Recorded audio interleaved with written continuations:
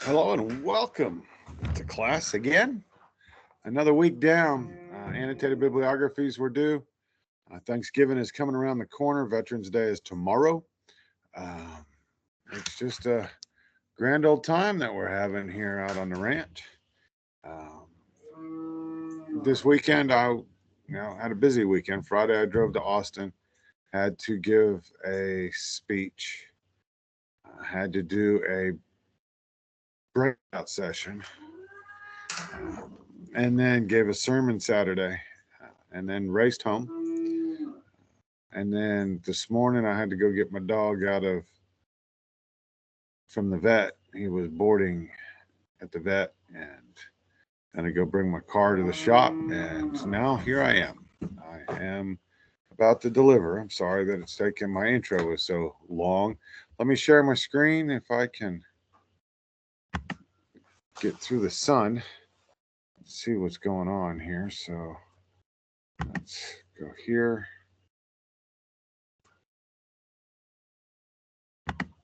And share the screen. So, again, this is a class. If you want to watch what I've done, you would, let's just go there. Close this. Over here on the right, it says class.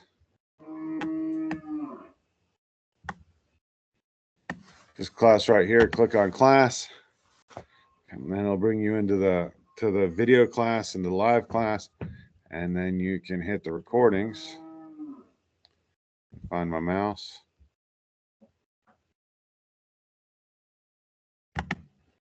And the class recordings, every class that I have done is here. And even the one that we're working on right now is listed here. It is currently recording, but every class, every week is here. You just hit start playback and you should be able to watch it. If you don't want to watch it there and you can't watch it there, I also put it in the Lion's Den, and I place it in the individual week. So this week is client week. It is week 13. We're going to be discussing the inmate population and everything that they do. What you're going to find here is my lecture notes. You're going to find the PowerPoint that I'm about to go through.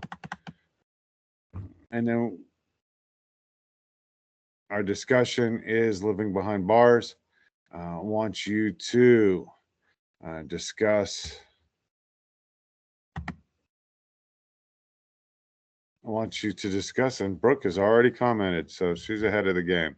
What is the inmate subculture, and how is it central to understand society in prison? How do women's prisons differ from men's prisons with the way that we work things? And we'll get more into that. Then there's also the quiz. Nothing else is due this week.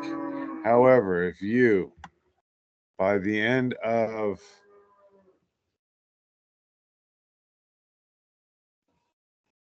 week 15, if you email your paper to me, I will read it and review it, edit it, tell you how to make it changes to it so that you can get a better grade. But that's, up to you. You don't have to. And this will probably be the only time I mention it. So by the end of week 15, by November 24th, if you want to turn in your paper early for me to review it and give you comments on how to make it better, please go ahead and do so at that particular time. So let me stop sharing this and start sharing for the PowerPoint. We're going to come over here to the entire screen. If there's a window I can share. Yeah. I can share that.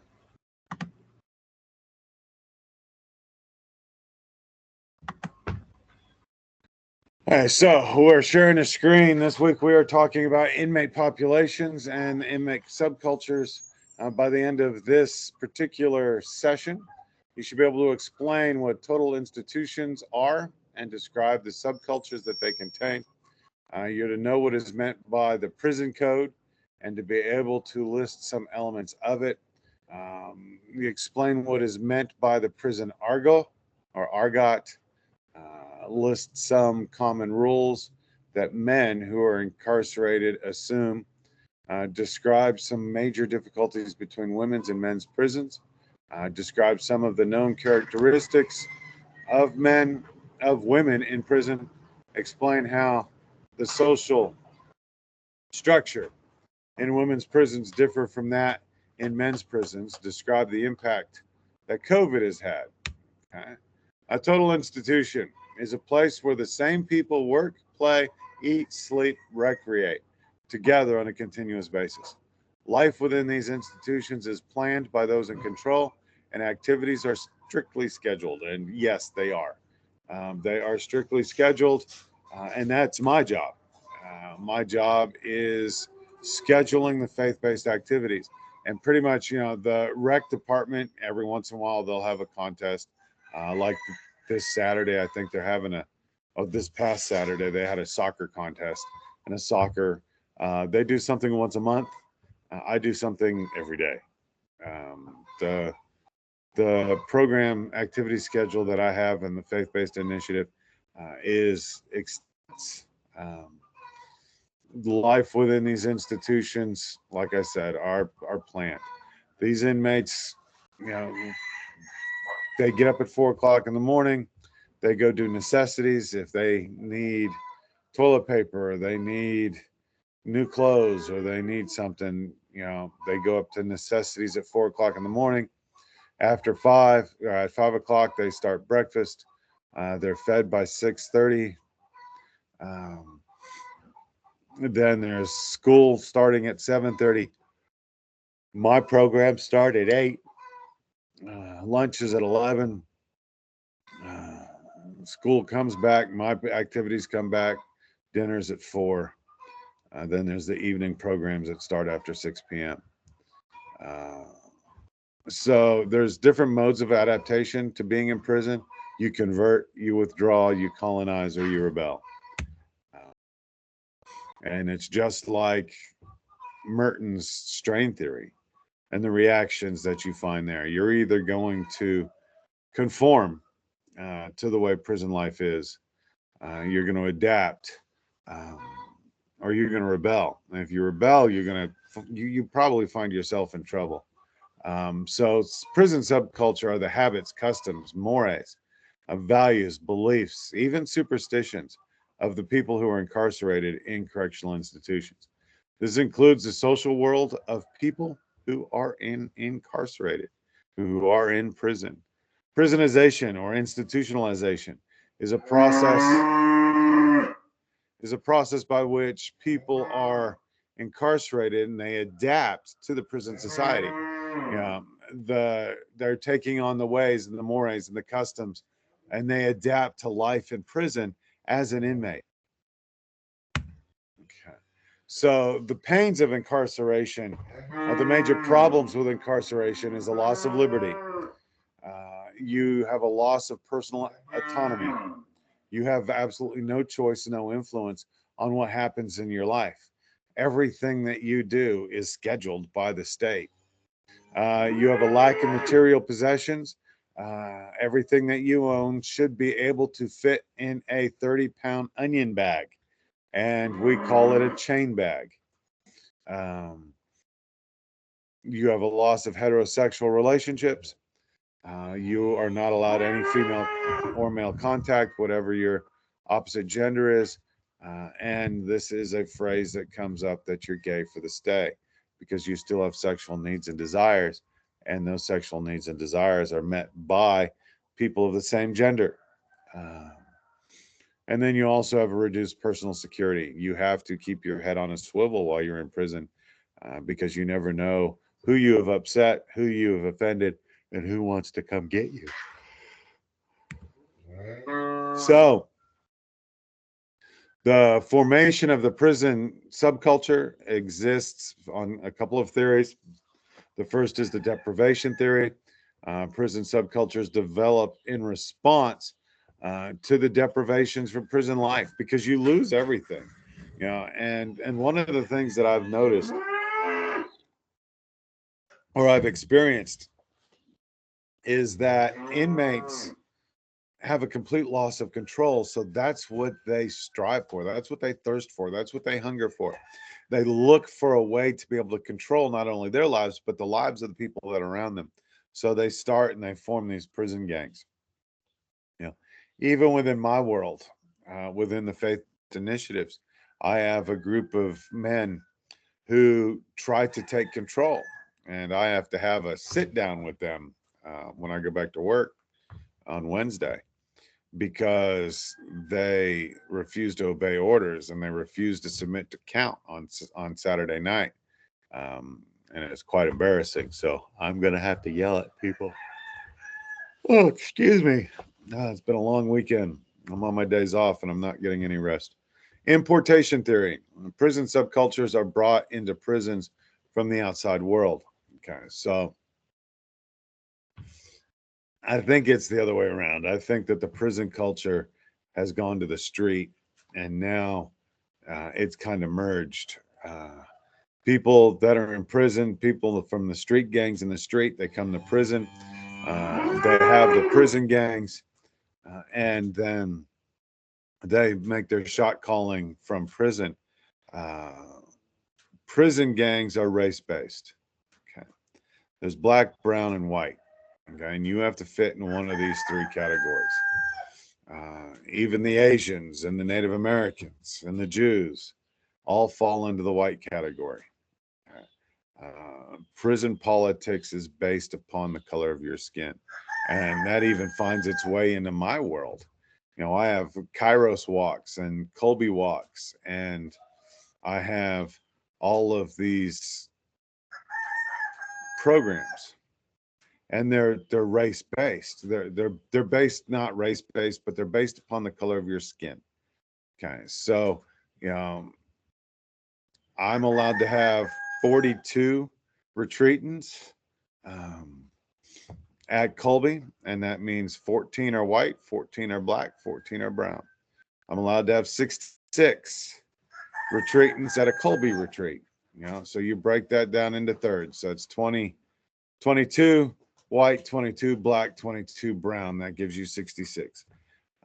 Everything that we do, we have to include, or we have to consider the color of their skin. Because if we don't, and we ignore the color of their skin, and we just take the first 42 people or the first 66 people that apply, okay, then people will say, you have too many Hispanics, you have too many blacks, you have too many whites, you're racist. Okay, so everything that the prison system does revolves around the color of your skin. Integration model. It's a combination of the importation and deprivation theories, norms and standards. Oh, there it is. Norms and standards are merged. They affect the incarcerated people regardless of their values. Okay, the prison code, it's a set of norms. Okay, and this is something that I've been trying to overcome in my time as a chaplain here in the prison system. When I was a correctional officer, I counted on the prison norms, and I used the prison norms as a tool to control the prison and to control the population underneath my jurisdiction. This prison code is antagonistic to the administration and to the officers. And they're also antagonistic to the rehabilitation programs of the prison, because the prison subculture is one that the inmates seek to dominate and control. So violations of the subculture rules also result in sanctions imposed by people who are already in prison. Okay, so one of the things that we do in prison world, or the inmates do, it's called this no snitching rule. Okay, and everybody does their time their way. Everybody completes their prison term their way. And if you're going to get into a side hustle and you're going to get into a business, you're going to do tattoos, you're going to do, you're going to rent phones. All of the things that you do are um, part of the prison life, and nobody cares about what you do as long as it doesn't affect them. So how Texas is addressing this from a security standpoint is that if one individual violates the rule, violates the laws, and they get caught with major contraband, they punish the entire cell block, and the entire cell block gets put on lockdown for 24 hours. And this is a hope. This is an attempt to manipulate the shot callers within the prison to gain control of the prison, so that they don't, their business isn't hindered in any way. So they use that antagonism as a way to control the population. What I'm trying to do is to get these guys away from this prison mentality and prepare them for going back to the world, because you can't have this prison mentality when you go back to the world. If you have this prison mentality when you go out to the world, you're going to come back to prison, because the only place that this prison mentality works is in prison. It doesn't work in the real world. So the code is do not interfere with the interests of other inmates, and I've already covered that. Do not quarrel with other people, but there is quarreling, there's fighting. Do not exploit other people, and the weaker are always exploited. Do not whine, be tough, be a man. Okay. Do not trust the guards or the staff, because they are as corrupt as the inmates. That's what they teach. That's what this code says. Remember that prison officials are wrong residents, and the residents are right. Okay. So, and this is the experience that we had over the weekend when the inmates refused to submit to count or submit to recount. So they were saying, well, we've got the count right, it's you've messed it up. You have to go deal with this, leave us alone, we're worshiping God. And they wouldn't stop, and they had to send sergeants and rank into the gym so that they could stop everything that was going on and do a recount. The prison argot is a special language of the prison subculture and the social structures within the prison system. The classification of prisoners are by the crimes that they commit and their criminal histories. The worst scum in the prison system are your sex offenders. And of the sex offenders is the pedophile. So your pedophile is the most hated individual within the prison system. And their lives are hard. If you're a sex offender and you find yourself in prison, you have a hard time. I've got an inmate that was on praise team, and the warden started giving me grief about him and how he wasn't allowed to be in education because there's female civilians in education and all of this. And they told me that he couldn't be in the praise team anymore, and he couldn't come to church anymore, and he couldn't do all of these things that he was doing. Now that the chaplain's there and there's somebody to enforce the rules, they're telling me that he can't go to church. Well, why? I said, well, because, and they sent me his rap sheet. He's a sex offender. And then I asked a question. I said, there's nobody in this education department. There's nobody in this building that is in his preferred age group for sexual deviance. And they said, what's his preferred age group? I said, according to his record, his preferred age group is prepubescent. His victims were 6 and 7 years old.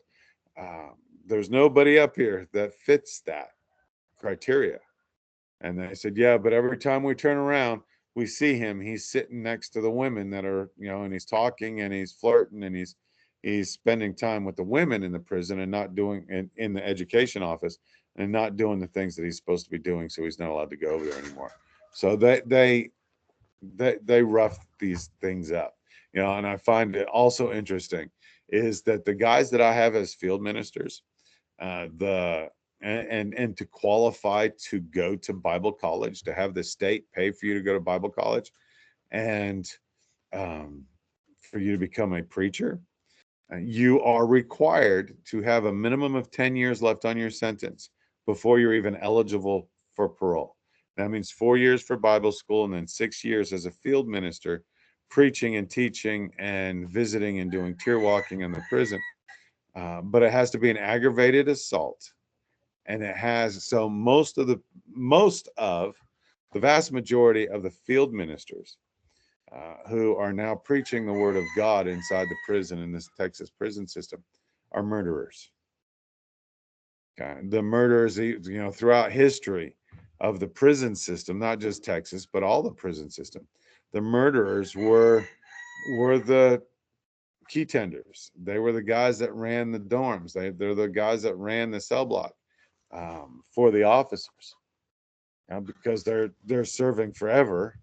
They're already murderers. There was a history um, within the history that even the guys in the gun towers were not officers, but murderers who had gained the trust of the administration of the prison system.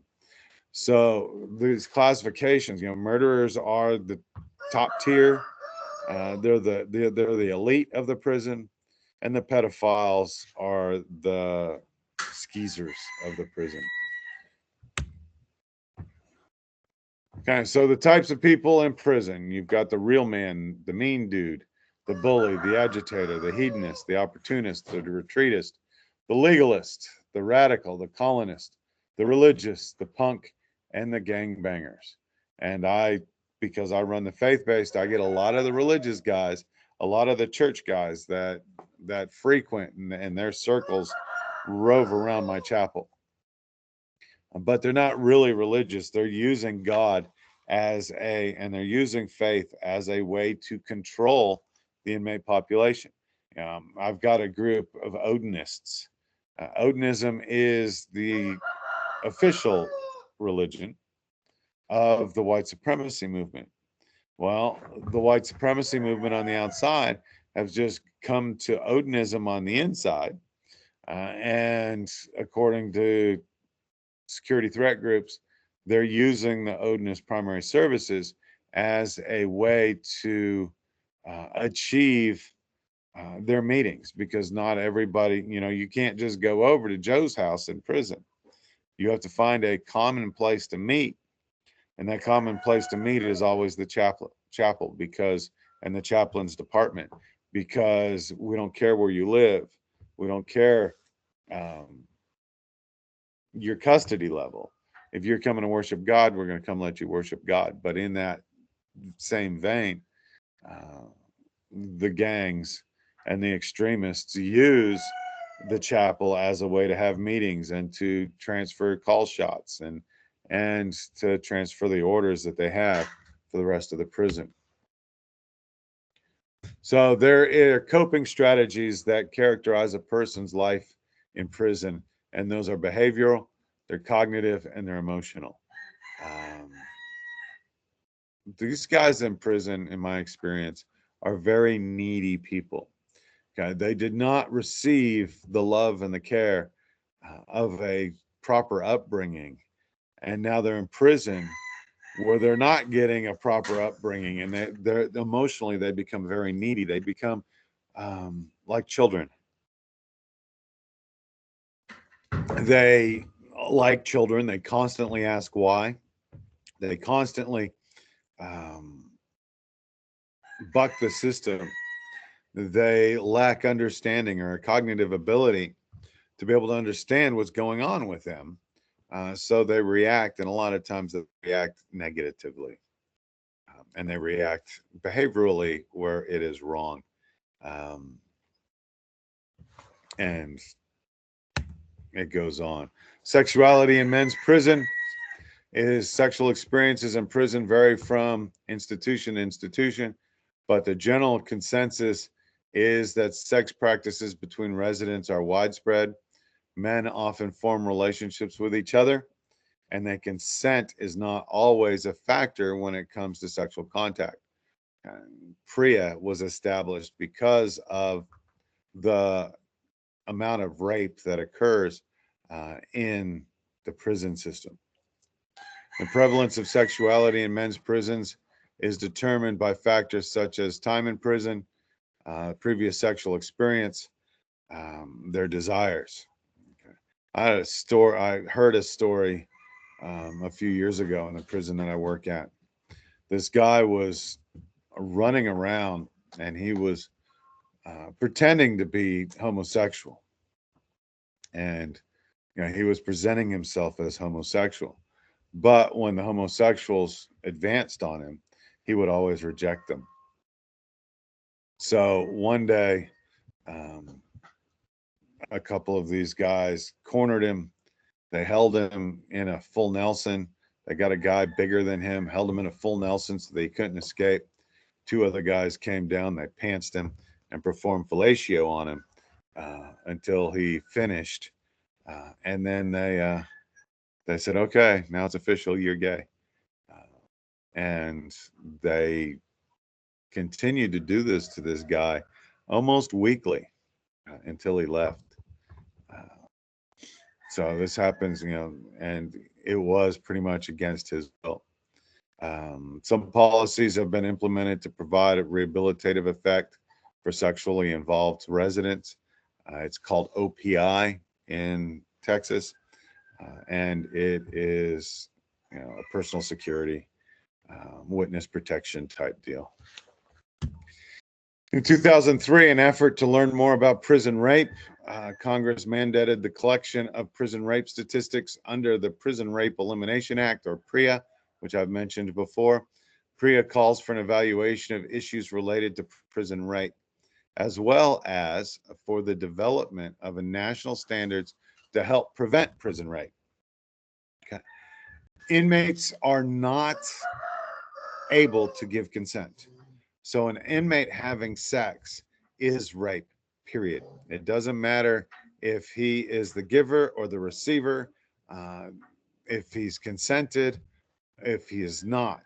If an inmate, male or female, is involved in a sexual relationship with an officer, staff member, or another inmate, it is considered rape because, again, inmates are not able to give conscious consent. They are wards of the state. They are property of the state. So the LGBTQ community representation in the U.S. prisons, according to the most recent Bureau of Justice Statistics survey of incarcerated persons, an estimated 7% of jail inmates, almost 8% of prison inmates identify as a member of the LGBTQ or other non-binary groups. About 2% of the inmates in both jails and prisons identify as transgendered. These numbers have remained consistent over time. And at the Wallace unit where I work, we've had several transgenders show up. And they're treated like men because they have the male genitalia between their legs. Even though these guys are walking around in bras, well, some of them, if they were able to bring a bra with them, they are. Otherwise, if they've had surgery or they're just doing a hormone treatment for their breast augmentation, it's all there. There is a higher percentage of inmates who identify as lesbian, gay, bisexual, transgendered, or other reported sexual victimization than their heterosexual inmates. Okay, so we're finding that those who identify as homosexual are at greater risk of being sexually victimized in the prison system because they're LGBTQ. Okay, and the rape is not about pleasure. Yes, there's always an orgasm involved, but it's not about pleasure. It's about control. Rape is about humiliating your victim, and finding a homosexual individual within the prison system just makes it all the much easier. Drug use in the prison system. Illegal drugs continue to be a problem in a lot of prisons throughout the United States. The rate of overdose deaths has more than tripled uh, over the past few years, last couple decades, and we find that problem exists today. The Allred unit, which is north of where I am, has had over 17 overdose deaths this year. We have had several close calls on the Wallace unit, but the hospital is across the street. It literally takes us 3 minutes to get from the dorm. If once the medical staff gets there, to get the inmate to the back gate, get them in the ambulance, and get them to the hospital. Okay. And Narcan is carried by every supervisor because of the level of drugs that are being used in the prison. The prison drug problem can have serious consequences, including increased violence, health risks. There has been, in some of the prisons, or even my prison, if you owe a drug debt, they're going to come collect, and they're going to collect through physical assault. If you don't have the money and they're not cash apping money onto their books, you're going to get assaulted. We had a guy that was beaten near to death. He was medevaced up to Lubbock, to the big hospitals, um, and it's a dangerous world. And the drug program and the drug problem that's in the prison system just makes it all the much worse. Treatment programs include evidence-based interventions, such as cognitive behavioral therapy, medication-assisted treatment for both drug and alcohol use disorders. And the UN ODC recognizes drugs as a majority factor in the prison violence, overcrowding, and recidivism rates. We're just having a really hard time overcoming this drug problem. And a lot of that is because of corrupt officers. We have caught a few times, we have caught drones being flown into the backside of the prison, and then they drop the drugs off on a windowsill, and then the drugs get in the prison. But for the most part, drugs are getting in the prisons by officers. Officers are bringing the drugs into the prison system and without an accord, because it's a lot of money. Smuggling a $30 burner phone into the prison will get you $1,800. Bringing a sheet of LSD will get you $3,000.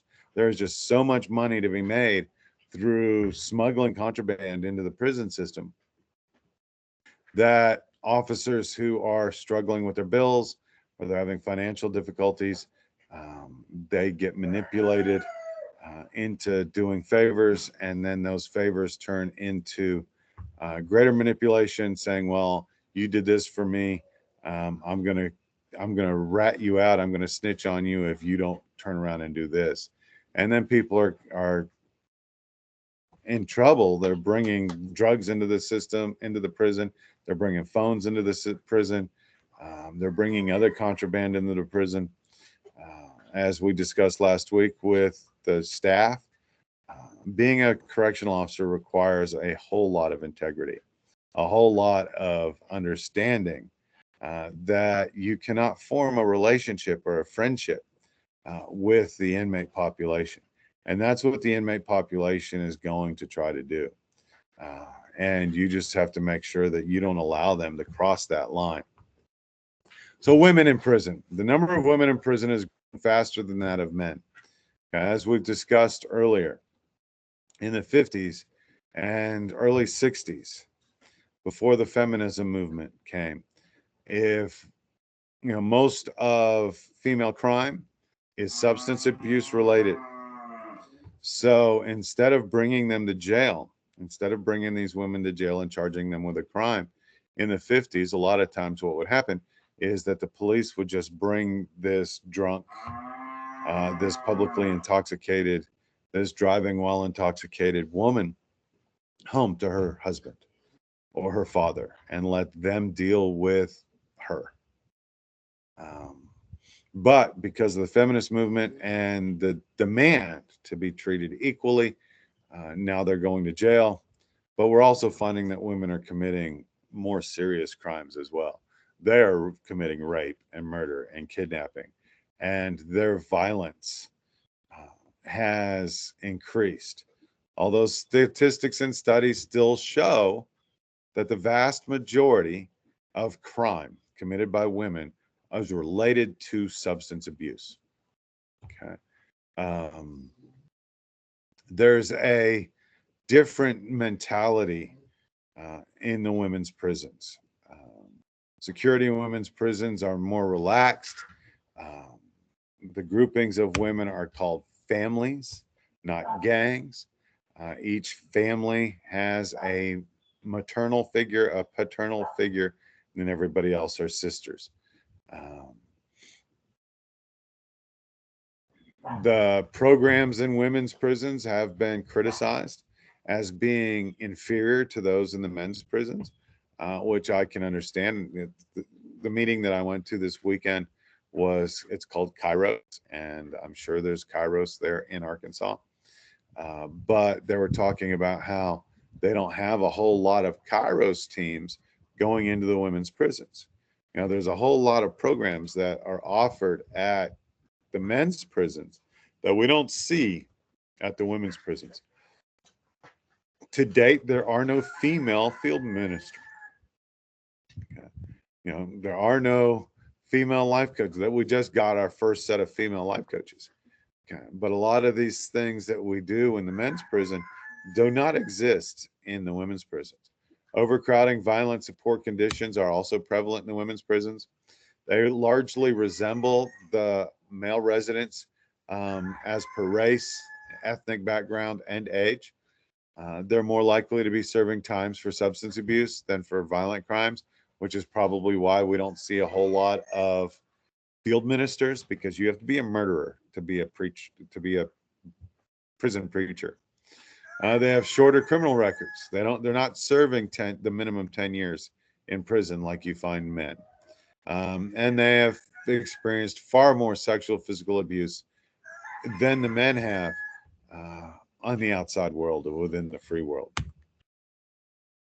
So the offenses of incarcerated women, a lot of their crimes, again, are for drugs, attempts to relieve economic pressure, and just poor judgment.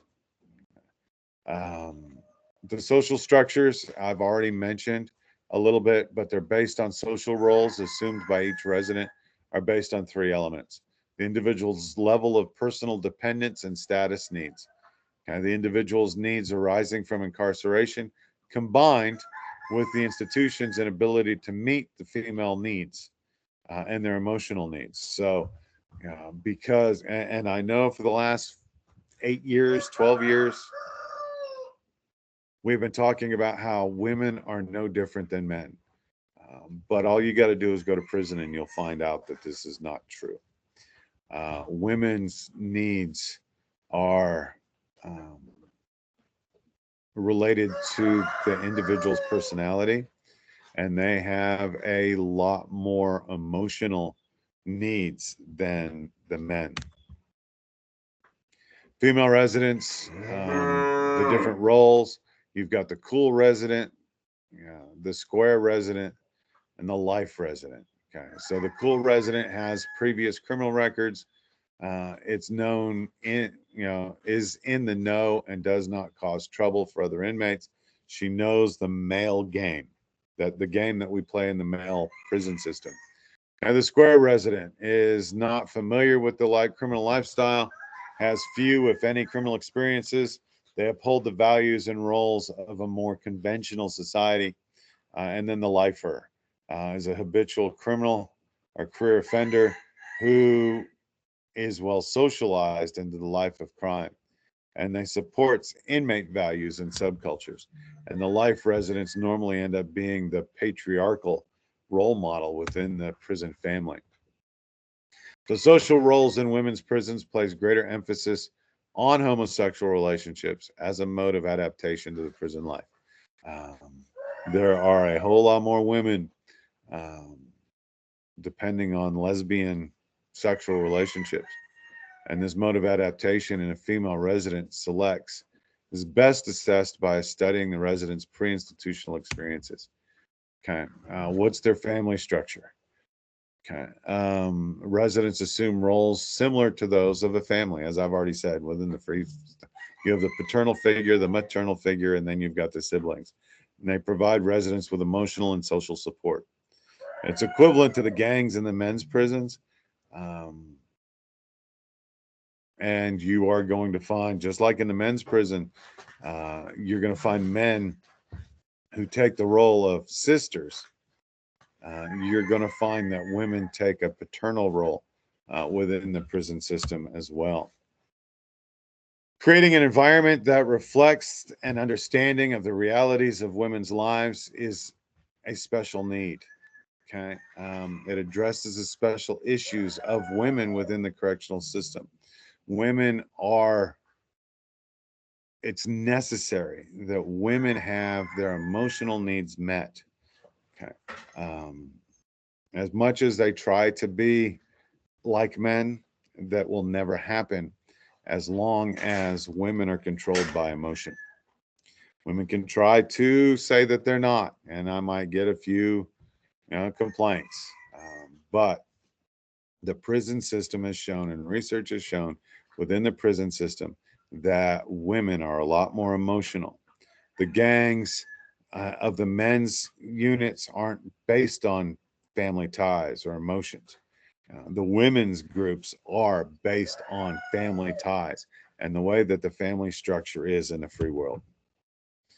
Okay, so gender responsiveness strategies is to make sure that we use trauma informed care, health and wellness programs, gender specific programming, alternatives to incarceration, and family centered approaches.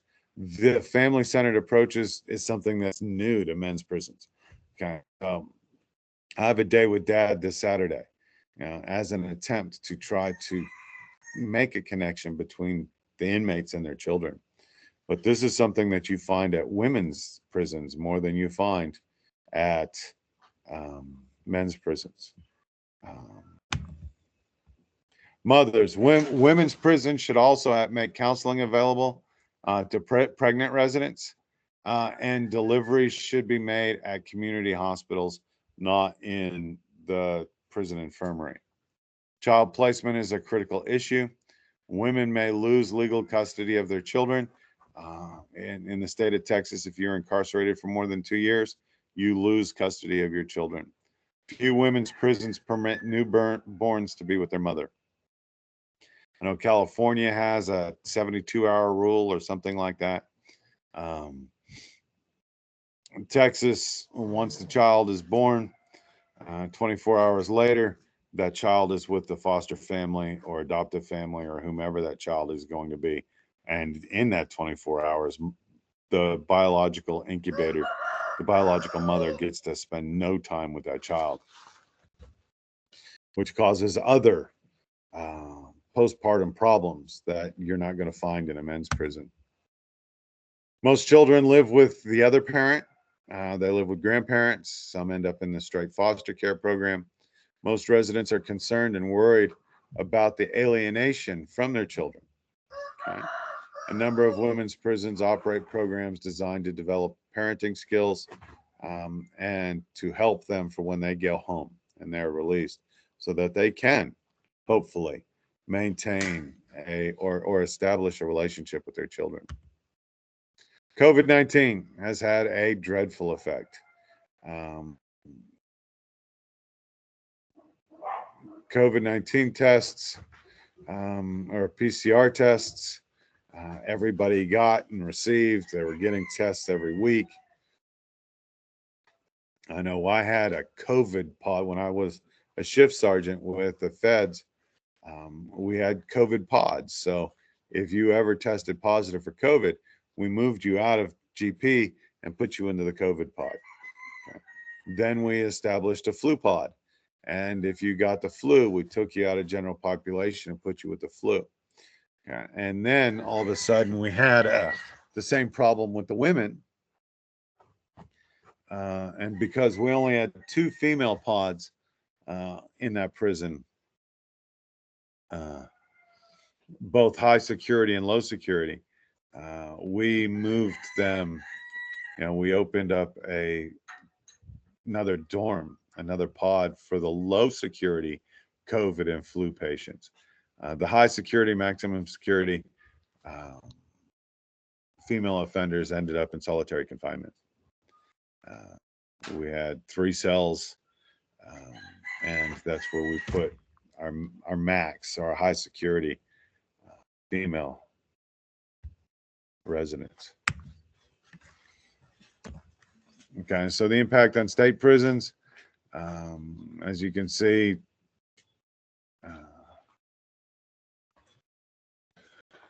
the infections were mostly white, and the deaths were mostly white. And then the population was almost equal between black and white. So the CDC had recommendations to be at least 6 feet apart from all people. Make a list of possible physical distancing strategies that could be implemented in prison. They considered options to prevent overcrowding.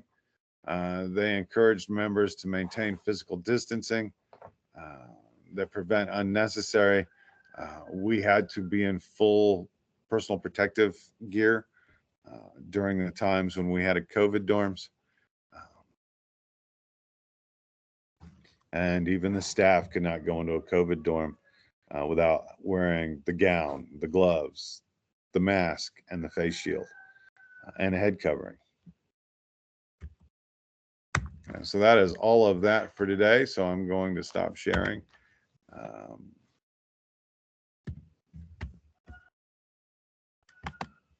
And we're back here in the sunny day. We'll be going for a little over 40 minutes. I hope that this discussion has helped you, and I do plan to see you a little more in the forums this week. So have a great day as I go ahead and stop recording, and I will make sure that this class gets put everywhere that I put it. Also, before I stop recording, I did record my sermon from Saturday, and I put it on my YouTube channel. I may also turn around and post it here the last week of class when we discuss faith-based initiatives. Okay, so we will see you in the forums.